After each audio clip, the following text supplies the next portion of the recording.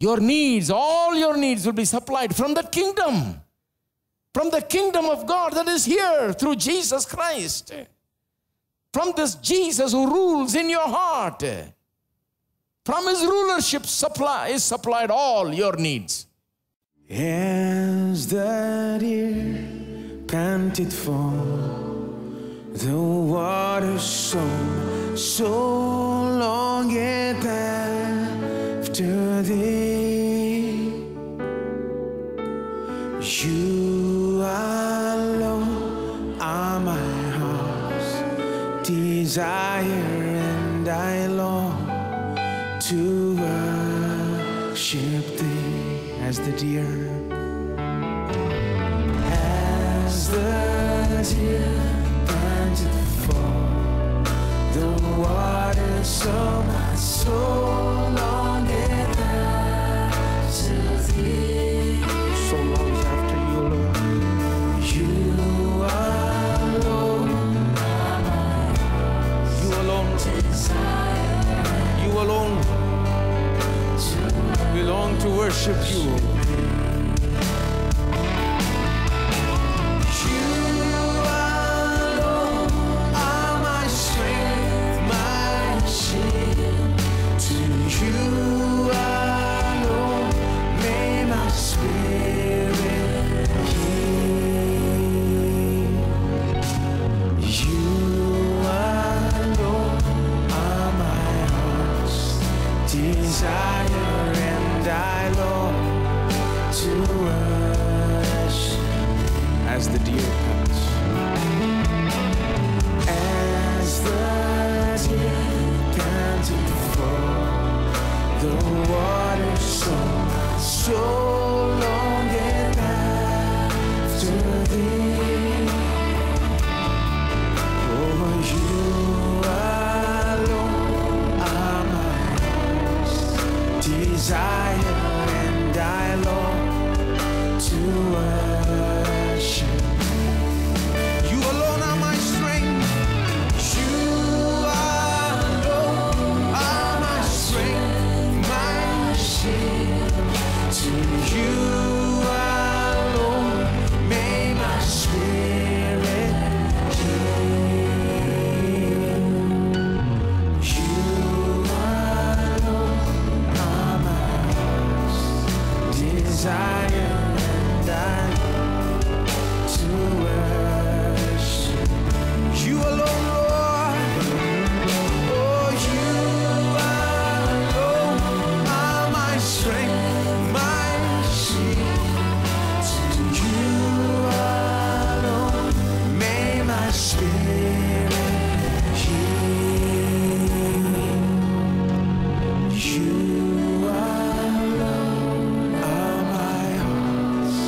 desire, and I long to worship thee.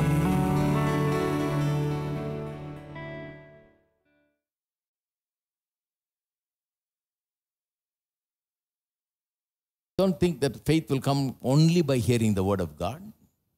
If you hear the word of God, faith in God will come. If you heard the word of the devil, the faith in the word of the devil will come. Hello? If you hear some other thing, faith in that will come. That is why you got to be careful about what you're speaking. When I say hear, I'm not just talking about, listen, I'm not just talking about what you hear somebody saying. It says the word of faith is nigh thee in your neighbor's mouth. No. It's nigh thee even in your mouth. You got to watch your mouth, because what another man says don't matter. It doesn't amount to anything. He can curse me out, he can speak this and that and say 1,000 words. It don't matter. What I say is what is going to matter. Because when I say it, suppose you're opening your mouth and speaking negatively about your situation. You know, you try talking that for a week. You see how much faith you will develop in that failure. You will now be convinced and believe that it's going to be doomed and fail, you know. You're going to end up in a ditch and hanging your head in shame, and you'll see the picture, you know, soon. You know. When you lay down and sleep, you'll see it, you know. You'll see yourself in that situation. Faith comes. Faith comes by hearing and hearing and hearing. Hearing from where? Not simply because you heard somebody say what somebody said. See, you come to church once a week and hear me. You think faith is going to come through that? No. You know how faith comes? Faith comes when you take what I preach here and keep it in your mouth all through the week. 10 times a day, 1,000 times a day, you begin to speak it. You speak the promises of God. That is how faith will come.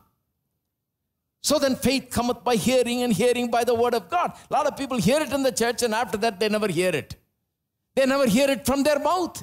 Unless you hear it from your mouth, you will never have faith. But only the word of God never comes out of people's mouth. I'm being real, you know. I'm from the same town you're from. I was born right here. I was raised just like you. I'm in every way just like everybody else. So I know the path we have taken, you see. Only see, everybody talks against it. What is this thing about confessing out of your mouth? They say. Nobody says, when you're cursing out of your mouth, nobody says, don't talk that nonsense. When you say, no, job is very difficult, I don't think I'll ever get a job, everybody says, I think so too.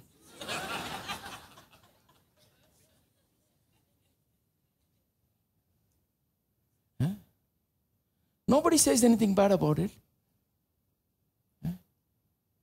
If you come home and say, I think it's going to be very impossible for me to work in this place, it's not going to really work out. You know, nobody says, shut up, don't talk like that. It's not good for you. Nobody says that. That's normal, you know. You're supposed to talk that way. But if you came home saying, you know, I went to job, it's not such a nice place, boss is not such a nice man, thank God, my source is God. My God shall supply all my needs. The Lord is my shepherd, I shall not want. People will look at you funny, say, you're going crazy? You just said your job is not so good. But you're not having hope in that job. Well, when you see, we speak everything else. You think about that. You know, you should think about these things deeply. That's why we sell CDs. So you hear it again and again and again and again. We speak about everything else so often, again and again and again. Some people I've talked to, you know, like about one man they used to say, he's a man of few words, but he says them again and again. You know.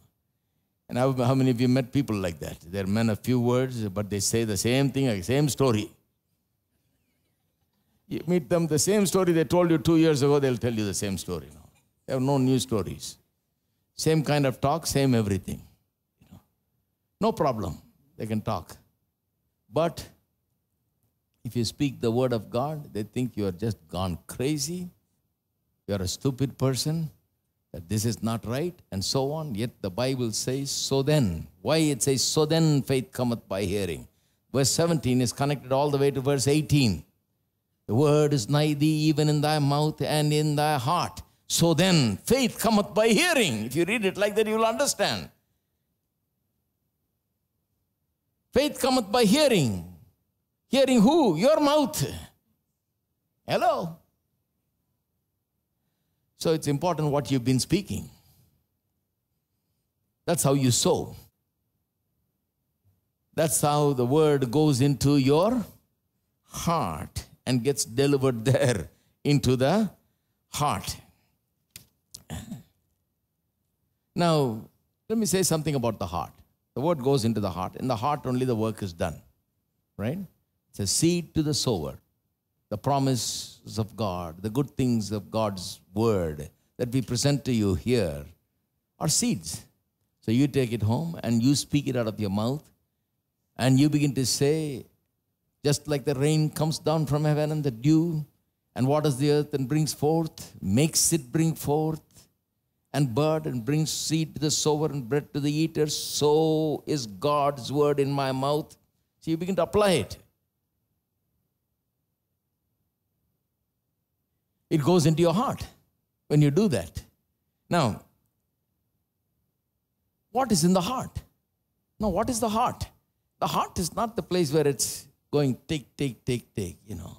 That's not the heart we're talking about. The Bible, we're talking about some other heart. We're talking about the inner man, our spirit man.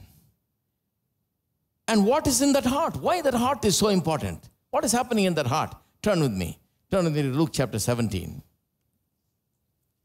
In verse 20. Now when he was asked by the Pharisees when the kingdom of God would come, he answered them and said, the kingdom of God does not come with observation. Pharisees came and asked Jesus, when is the kingdom going to come? Which kingdom are they talking about? They're talking about the kingdom that's going to come in the end. The consummation of all things. The kingdom in the end. Jesus said, the kingdom of God does not come with observation. What is he saying? Is he saying that kingdom will never come? No. He's saying, no, not right now. That is not right now. That is in the future. But right now there is a king. He's been talking about the kingdom. That's why they're asking the question. You're talking so much about the kingdom. When is the kingdom coming? Because they didn't understand. They didn't see any kingdom. So they said, where is the kingdom? You're talking so much about the kingdom. You're saying kingdom of God is at hand. Repent. They said, where is? You said kingdom of God is at hand. Where is kingdom? We don't see any kingdom. We don't see the Messiah. We don't see the kingdom. Where is the kingdom? So he says, no, it is that what I am talking about is not a kingdom that comes with observation. That means I'm talking about a kingdom you cannot observe with your eyes. It is not a kingdom that you can see. It is not a kingdom that has come in a visible manner. That's what it means with observation. And then he says, nor will they say, see here or see there. For indeed, the kingdom of God is within you. Where is the kingdom? It's inside of you. What is the kingdom? Kingdom is like the treasure house. Our government as a treasurer. It's basically a treasure house. From there, supply goes out to all the different states and all the different for all the different needs. They build schools, colleges, and, do all kinds of things here, hospitals and so on, and so that it will provide for the needs of people on all levels. The kingdom is the supplier of every need of the people who belong to that kingdom, right? That's why there's a government, They're supposed to look into the needs of the people, make sure they get everything that they need. Needs are supplied from that kingdom. Kingdom is basically a treasure house from where everything comes. In the old days, when there was no big, setups and so on, there was a king, local king ruling. They literally believed that the people ate out of the king's table. Food came from his house, literally, they believed, because he's supposed to be responsible that everybody ate. He's supposed to make sure that everybody in his kingdom, in his little province, ate. So it's a treasure house, basically. All the needs are supplied from the king. I went to a little so-called kingdom, one time, and I was staying in a man's house who was a treasurer for the guy who's ruling. He's from our country. So he told me, how things work here. It's not like, big setup here. It's just very personal. People come and say, my son wants to go study in America. He needs about $150,000, for 4 years fees. And the king just calls him and says, $150,000, okay, give him. So every year he's supposed to send the fees to them. Just like that, he can make a decision, sign a chit and give it to this guy. He's supposed to make sure that the fees are paid. For some guy from some village has come and asked for this much rupees, I said, do you really mean that you work like that? He said, yeah. The king simply supplies their needs. You hardly ever hear a no. He'll give you what you want, especially with the education and all. He'll give you whatever you need. They're very rich. He's able to supply all the needs. Now, coming to this kingdom, What is this kingdom? This kingdom is very similar. That's why the concept of kingdom is used. Kingdom is supposed to supply the needs of all the people. Where is that kingdom? It's in your heart. So how is your need going to be supplied? Your needs are going to be supplied from your heart. Your heart is the center from which your needs are supplied. Hello? Your heart. So if anybody says, come here, I'll supply you, and come here, I'll do this, all that is a waste of time. Where and how is the need supplied? It's supplied from the heart. Whose heart? Not some gifted man's heart, not some gifted man of God's heart. It is supplied from your heart. Your needs are supplied from your heart. God has designed your heart like that. The kingdom of God is in you. Your heart is the thing that houses the kingdom of God. That is where Jesus rules from. That is where the will of God is done on earth as it is in heaven. And I say to you, this kingdom can supply your needs just as well as the future kingdom will be able to supply all your needs. Because the kingdom in essence is the same in kind. About the future kingdom we read, how that kingdom will be a glorious kingdom. And I say to you, the kingdom that has come into you is such a kingdom. If you want proof, all you do is just read Matthew chapter 6. The Sermon on the Mount, where Jesus says, don't worry about what you'll eat, what you'll drink, and what you'll be clothed with. Your heavenly Father makes sure that all the birds are eating. Look at the lilies of the field, the grass of the field. Seek first the kingdom of God and his righteousness, and all these things shall be added unto you. What is he saying? Let me put it in my words. Your needs, all your needs will be supplied from that kingdom. From the kingdom of God that is here through Jesus Christ.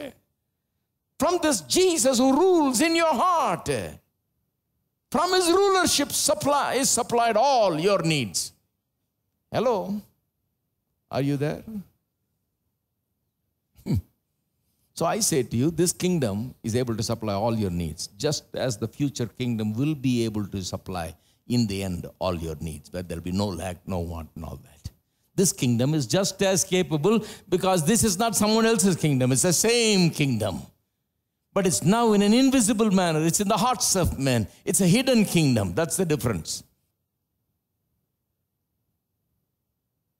It is this kingdom Jesus was talking about in the Sermon on the Mount and all that. And throughout his earthly life, when he was talking about kingdom, basically, all the time the question was, when is the kingdom coming? They were thinking of the future kingdom. All the time his thing was, the kingdom is here. It's near you, he said to one man. In other words, he said, you're almost very near, my friend, at the gate. Just take a step in, believe, and enter in, repent, and get in. He said, it's inside of you. He said to some very ordinary village people, he said, little children, the Father is pleased to give you the kingdom. You know what they would have thought? If you go and ask those people to whom he said, little children, the Father is pleased to give you the kingdom. Nowadays, we don't understand the language of the kingdom, They would have said, it means that God who created the heaven and earth, the owner of everything, that made everything, this almighty God, is giving me everything he owns.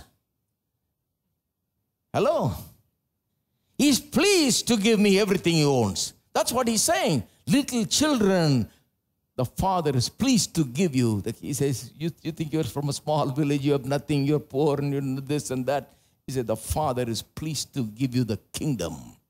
The kingdom supplies all our needs. And that kingdom is in your heart. Right? Now, that is why the parable of the sower is called the kingdom parable. Have you ever thought of that? It's the kingdom parable. Why? It's a parable about how the kingdom works. If this kingdom is in your heart, how does the kingdom work? He says, a sower went forth to sow. Who's the sower? You. Where is the word sown? It's sown in the heart. Right? It is sown in the heart, he says. This is how things work. This is how good things are produced. This is how lives are changed and transformed. This is how needs are met. The sower sows the word. The word is sown in the heart. In that verse where where the sower sows the word, the next verse says, when someone hears the word and understands it not, the devil comes and steals the word, takes the word from their heart. So where did he sow the seed? He sowed the seed in the heart. The seed of God's word was sown in the heart. And that is why it is important to understand. Understand the word of God. The word of God is not rocket science. Even the New Testament is written in a simple way for ordinary people to understand. This is not for theologians. You don't have to have a lot of education to understand this, you know. This is given in such, this is Paul writing letters to ordinary church people like you and I. At a time when more people than us, than today, were illiterates, you know. Was writing to them in a very simple manner. These things, these wonderful truths of God's word. Amazing. This is a simple thing. It's not any high theology or philosophy and difficult to understand. It's written for you and I. You must understand. It is written so that you and I may understand and benefit from it. But now the approach has changed. You know, a lot of people think the thing is, if you're a Christian, you must be in the church on Sunday. Some people think of it like that. You know, you must be in the church and give your attendance. But they've been going to church like that for 25 years. Nothing happened. This is the thing I'm trying to get to you. They've been faithful to the church. They've been going there. They make sure they please the pastor. No complaints. And the pastor is pleased that they're there every Sunday. But nothing happens to them. No change. No transformation. Nothing big happens. Not able to produce any good thing in their life. Why? Because there is no understanding of God's word. You must listen. You must take it in. You must speak it. Plant it in your heart and understand it. When you understand it, see, that's why Paul prays saying, he says, I'm praying that the eyes of your understanding will be opened so that you may see all that Jesus has accomplished for you. The eyes of understanding, that must be your prayer and my prayer. Everybody's prayer. What should you pray for yourself? Not with a big list of, I want this and that and so on. That's not Christian prayer. Christian prayer is, Lord, open my eyes because there is nothing that you have not given me. You have given me the whole kingdom, everything that you have. Paul says, all things are yours. So whose problem is it that they don't have it? It's our problem because we have not taken the time to understand what has been given. We need to seek God and pray that the eyes of our understanding will be open to comprehend and to know and appreciate so that we will possess all that is given to us. Understanding, so important because the word works in our hearts. So the word comes from heaven like the rain and dew, and it comes as a seed to the sower. So I got to look at the word as a seed. I got to understand that I got to take it and plant it in my heart. I got to speak it, speak it, speak it. Faith cometh by hearing and hearing and hearing. It's present continuous. Got to speak it, then only faith will come. So I got to speak that promise. I got to speak that which applies to me, to my need, that which concerns me. I've got to take the word of God and speak it constantly, building my faith. We have raised 1,000 voices just to lift your holy name, and we will raise thousands more to sing of your beauty in this place. Well, none can even fathom, no, not one define your word, as we marvel in your presence to the ends of the earth. We give you glory, lifting up our hands and singing holy. You alone are worthy. We just want to touch your heart, Lord, touch your heart. Glory, lifting up our voice and singing holy.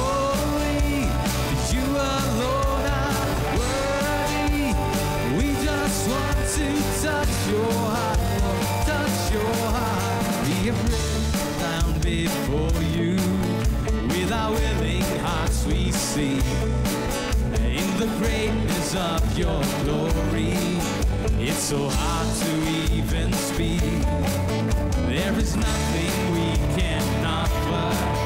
No, nothing can repay. So we give you all our praises and lift our voice to sing. We give you glory, lifting up our hands and singing holy. You alone are worthy. We just want to touch your heart, Lord, touch your heart. Glory, lifting up our voice and singing holy. You alone are worthy. We just want to touch your. We will give you glory, everybody. We give you glory, lifting up our hands and singing holy. You alone are worthy. We just want to touch your heart, Lord, touch your heart. Glory, lifting up our voice and singing holy. You alone are worthy. We just want to touch your heart. Our hope is strength in you. Our hope is strength in you. Our faith has been renewed. We trust in your every word. Nothing else can even measure up to you. We give you glory, lifting up our hands and singing holy. You alone are worthy. We just want to touch your heart, Lord, touch your heart. Glory, lifting up our voice and singing holy. You alone are worthy. We just want to touch your heart. Sing that out as loud as we can. Glory, sing up our hands and sing holy. You alone are worthy. We just want to touch your heart, Lord, touch your heart.